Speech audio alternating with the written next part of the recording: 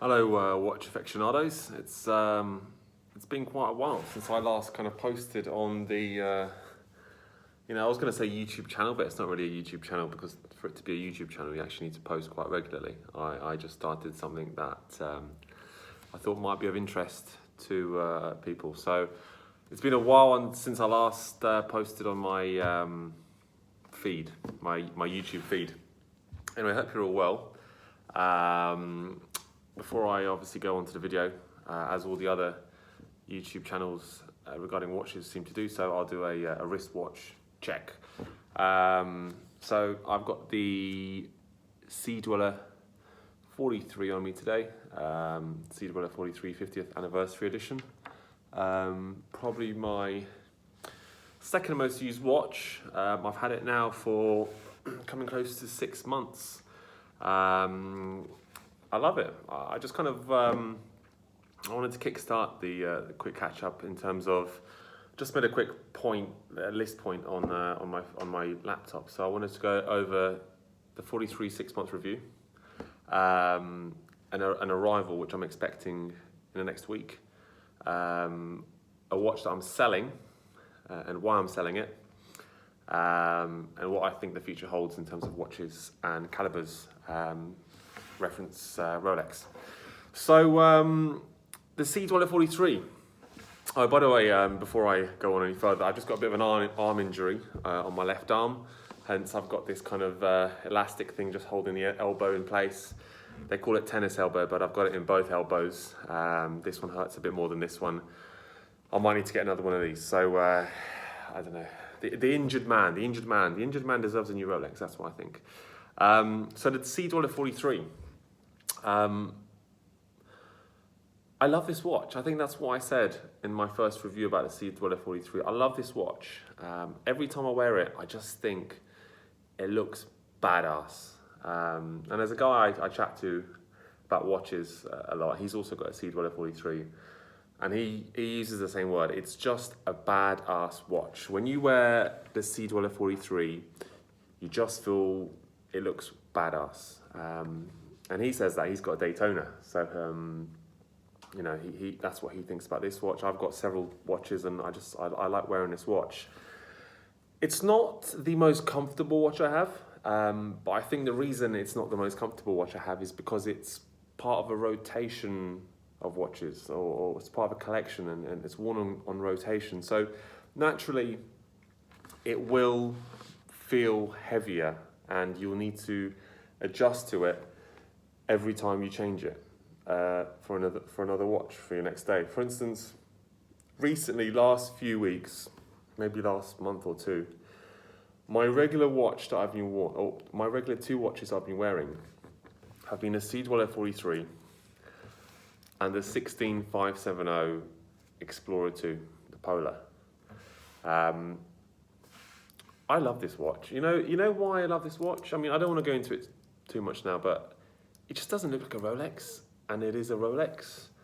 And with the red hand, it's really bloody cool, and it's the most comfortable watch I have. What else have I got to say about the Sea Dweller 43? I've seen one in the wild. It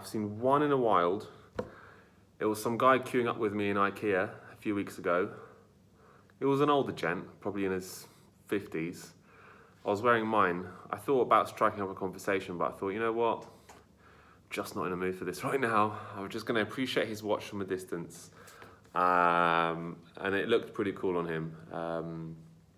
It was a larger chap, but the watch looked cool, and he was comfortable with it, and it was just pretty cool. Like 2 Sea Dweller 43s in the same checkout aisle. He must know about watches a little bit. I assume so if he's got a Sea Dweller 43, unless he just went to Rolex and he picked out a watch and they had one in stock, which they did at one point last year here in the Middle East, have one in stock. I remember I was looking at it and I thought, as I did many years ago with Daytonas, I thought, I'll buy it another time. That's cute, cool, I'll buy it another time. And then once I decided to buy it, the Daytona steel one, gone. When I decided to buy this, gone. When I wanted to rebuy Hulk, gone. So everything's kind of just gone now with the professionals. What else about the Sea Dweller 43? I'm deciding whether I should take off the diver's extension. I'm not sure if I want to keep it on at the moment. I think it might be a little bit more rounded if I take it off, the diver's extension. I'm still kind of in two minds about it, just thinking maybe it might make it a bit lighter. It is a little bit heavy, but I've said in my previous reviews, the Sea Dweller 43, the reason it's a bit heavy is because when you're wearing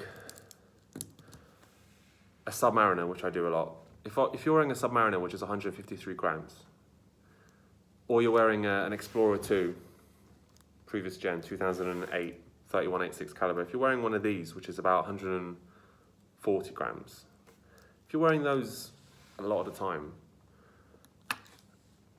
and then suddenly you think, I'll change it today for the Monster, you're going up over 180 grams with this watch. You're gonna feel 30, 40 grams difference.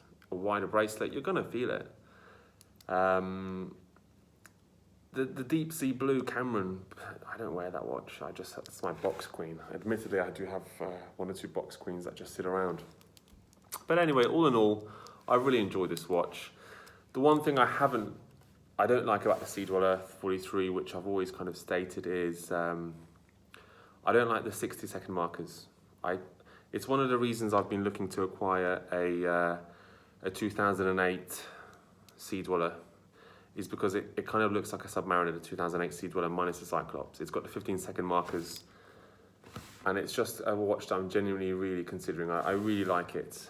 One of the sort of, you could call vintage pieces. I guess same era as this, but it's got slightly higher links. It'll be a bit lighter. But I think that's the only thing. The Cyclops, I'm genuinely 50-50 about the Cyclops. I don't really care. I guess there are days where I just think no Cyclops would be cool, and then there are days where I think Cyclops is cool. It's really 50-50. The pros and cons list is the same length in terms of the Cyclops for me. Some people think, you shouldn't have a Cyclops. Well, they couldn't do a Cyclops on the watch, which went so deep before, but they can now. It's technological advancement. So just deal with it. It wasn't their fault that they created a tradition of no Cyclops. They've developed the scientific expertise behind it now. They can put a Cyclops on it. I mean, that's Rolex DNA, I guess, is to have a Cyclops now, even though it originally never did, because, well, the Submariner, no date, never had a date. But anyway, that's kind of what I wanted to go over the Sea Dweller 43. Really like it.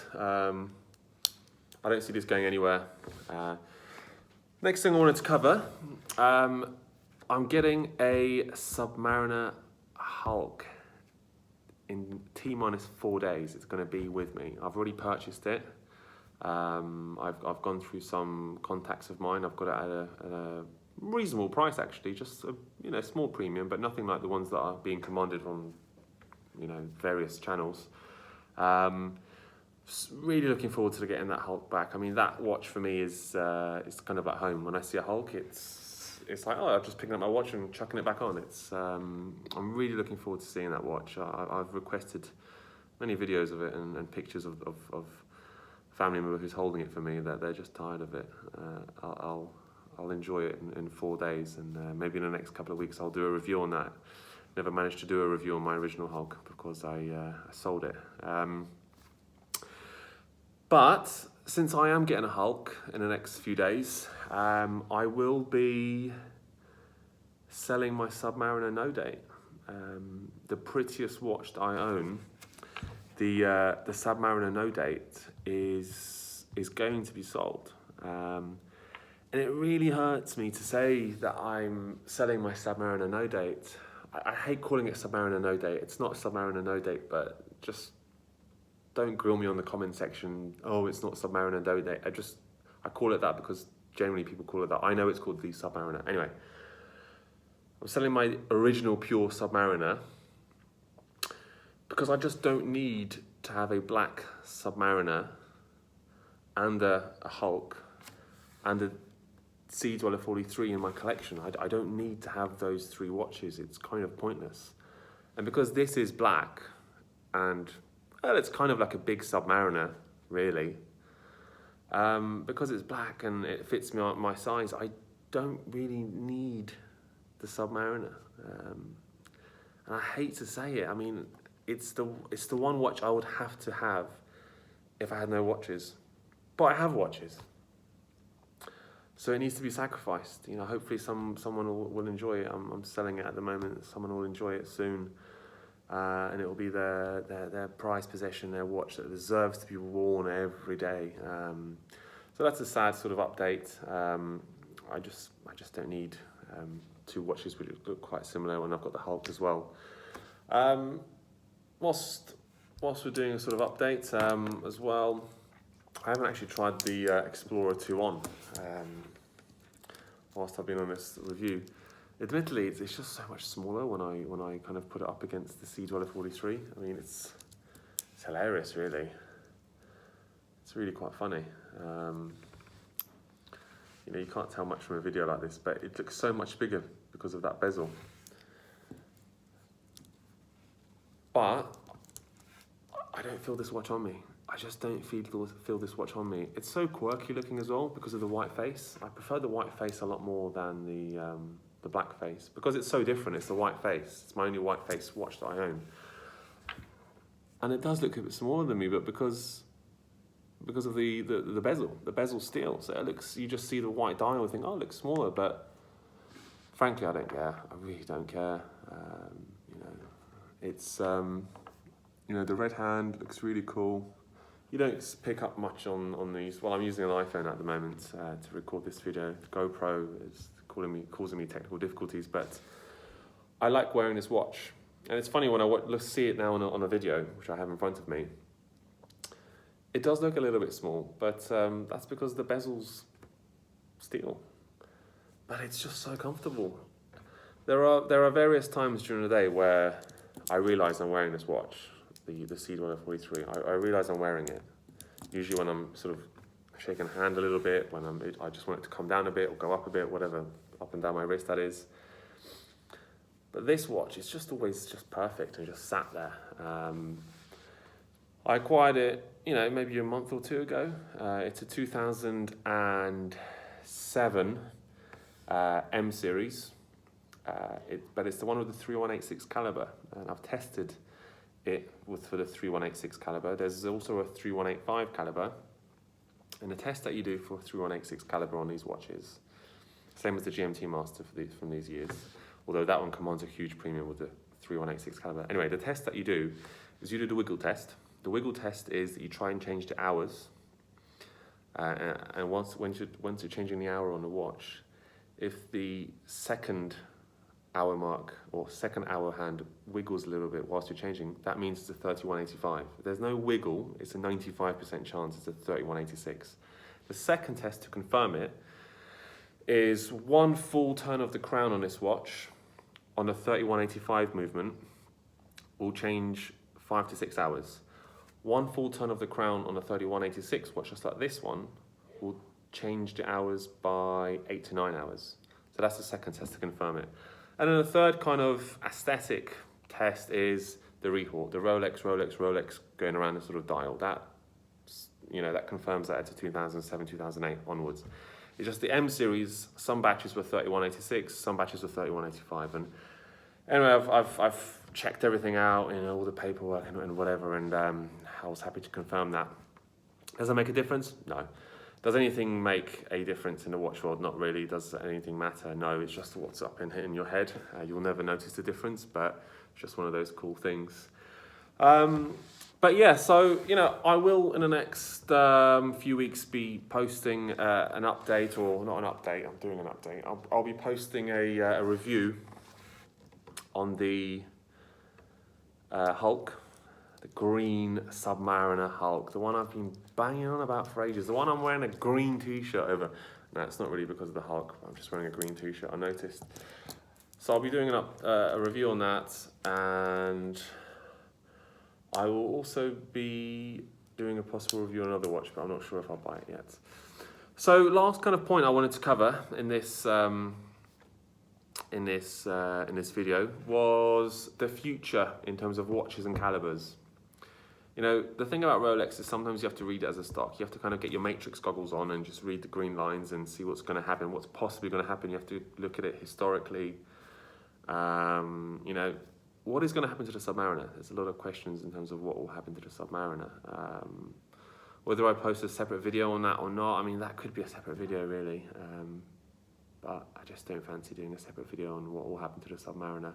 I just like general updates. I'll see how I feel. But what will happen to the Submariner? I think they're going to keep the design as it is. There's no reason to change the design after you know, 8 years or 5, 6 years, whatever it's been. I think they might be squeezing the 32-35 movement into the Submariner soon. They've managed to squeeze the 32-35 movement into the Datejust 41. Where does that leave the Hulks with 31-35 movements? Are they going to release another Hulk with a 32-35 movement, and then will that affect the price? Or will they stop the Hulk before they put the new movement to the Submariner? Or will they put the new movement into the Hulk for a year and then discontinue the Hulk and keep the Submariner?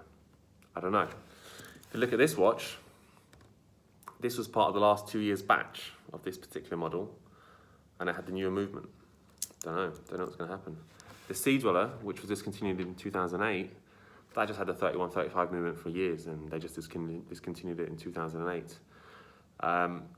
It's anyone's guess. And that's kind of what I think, you know, what's going to happen with watches and calibers. Well, Submariners and calibers. This has got a 32-35 movement. This watch won't be going anywhere. I love it. I love wearing this watch with just a sort of t-shirts, shirts, just general stuff that I wear now. I don't, you know, I wear shirts and, you know, suits to work, but this watch, just because of maybe the more sporty appeal that it has, because of the 60-second markers, it can be worn with anything. I mean, any Rolex can be worn with anything. You can wear a Hulk with a suit. You can wear Batman with a suit. You can wear whatever you want with a suit. I think you make the watch, not the watch makes you. So a lot of people seem to think that, oh, the watch will make you. Well, it's not, because that's why we appreciate role models on TV or in celebrity endorsements, because it's not the watch making them, it's them making the watch, hence the marketing works on us. As you can see, I'm tightly wound in terms of information. That's why I think I need to spread it out across several videos, with each video being more focused on some of the points I've mentioned in this video. This video was just really a general catch up on, like I say, the 4 points, short Sea Dweller 43 update, what it's like wearing this watch after sort of 6 months, the arrival of the Hulk, which I've elaborated on, why I'm selling the Submariner no date, or the Submariner. Still hurts me to say it, but it is what it is. You know, I'll buy it with the new movement. It'll be called the 32-30 movement by then, no date version.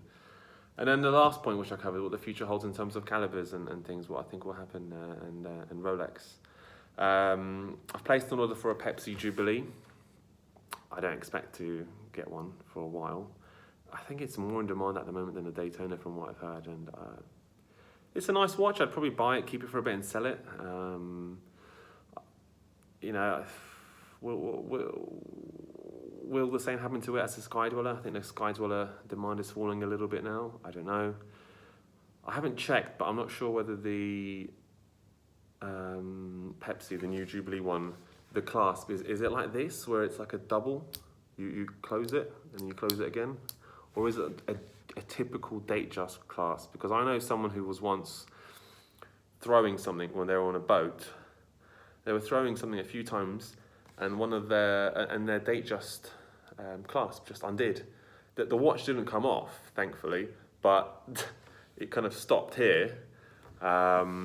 So they were lucky then, and you know, kind of mixing a sports watch with that bracelet, I'm not sure. I've probably gone in a bit cold on it. I should have researched it before I did the video, but I'll research that now.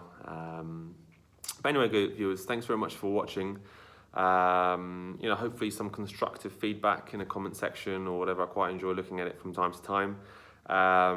You know, anything out there that in the comment section that is pure hatred or pure you know, problem, it's just, you know, it's cool. You should probably save your time, because no one really reads it. I barely read it. I kind of check in on it maybe once every few months, and I read that someone's spent time being really nice, someone spent time being really cool, constructive, someone spent time, the minority generally, of being really difficult. You've wasted your time doing that sort of stuff. It doesn't get read. From time to time, I might reply, probably with some friends to have a laugh, but it's not taken seriously. So for the watch aficionados out there, I encourage you to interact, share your info, share your feedback, share your information or your knowledge about watches, and just tell me what you generally think about watches. Thanks very much for watching. Bye.